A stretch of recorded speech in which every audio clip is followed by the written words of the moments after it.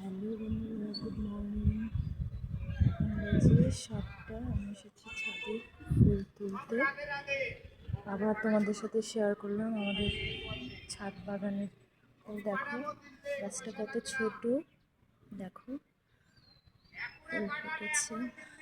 আজকে অনেকগুলো জবা ফুল ফুটেছে। দেখো আরেকটা দেখবে, ওই দেখো এগুলো উঠাবো, গাছে জল দেবো। দেখো আবার তোমাদেরকে শেয়ার করলাম ড্রাগন,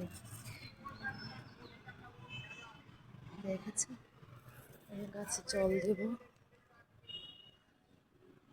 আমার এখন স্নান হয়ে গেছে। আর দেখো কাপড় কেচেছি, এগুলো মেলবো।